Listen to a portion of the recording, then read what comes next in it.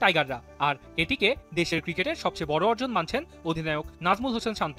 বিজয়ের ট্রফি হাতে দেশে ফিরে বিমানবন্দরে অধিনায়ক শান্ত সাংবাদিকদের জানান, মিরাজ ও লিটন ভালো খেলবেন। অধিনায়ক হিসেবে তার এমন ভরসা আগেই ছিল।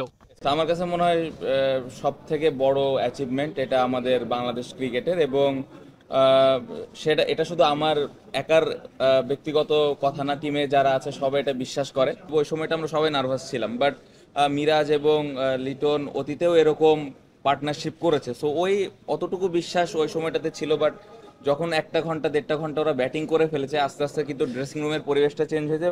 তবে পাকিস্তান থেকে দেশে ফেরেননি সাকিব আল হাসান। সাকিব প্রসঙ্গে অধিনায়ক শান্ত বলেন, সাকিব ভাইয়ের বিষয়টা নিয়ে অবশ্যই এটা একটা ডিফারেন্ট বিষয়, বাট প্রত্যেকটা প্লেয়ার সাকিব ভাইয়ের পাশে আছেন, এবং এই বিষয়টা নিয়ে আমরা সবাই জানি সাকিব ভাই কতটুকু খেলার জন্য ডেডিকেটেড, এবং খেলার জন্য কতটুকু পাগল, টিমের জন্য ভালো করার জন্য কতটুকু সবসময় টিমের জন্য খেলার জন্য চিন্তা ভাবনা করেই থাকেন। বাট হ্যাঁ, অবশ্যই যখন দেখা হবেন অবশ্যই এটা নিয়ে যদি কথা ওঠে, প্রত্যেকটা প্লেয়ার সাকিব ভাইয়ের পাশে আছে।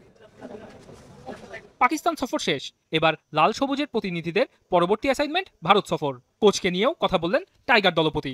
ইন্ডিয়া সিরিজ যেটা আপনি বললেন অবশ্যই কঠিন একটা সিরিজ, ওটার জন্য আমাদের নতুন করে আবার পরিকল্পনা করতে হবে, প্রিপারেশন নিতে হবে। সো এখন যে টিমের অবস্থা আছে অবশ্যই আমরা যদি আমাদের বেস্ট খেলাটা খেলতে পারি ওইখানে ভালো করা সম্ভব। প্লেয়াররা খুবই ক্লিয়ার কোচের সাথে এবং খুবই সাপোর্টিভ ছিল। প্রপার প্ল্যান, প্রত্যেকটা প্লেয়ারকে প্রপার প্ল্যান দিয়েছেন, এবং ড্রেসিং রুমের পরিবেশ খুবই দারুণ ছিল।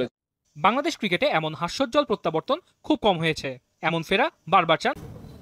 দ্বিতীয় বহরে দোহা হয়ে বাংলাদেশে ফেরেন মুশফিকুর রহিম সহ বাকিরা।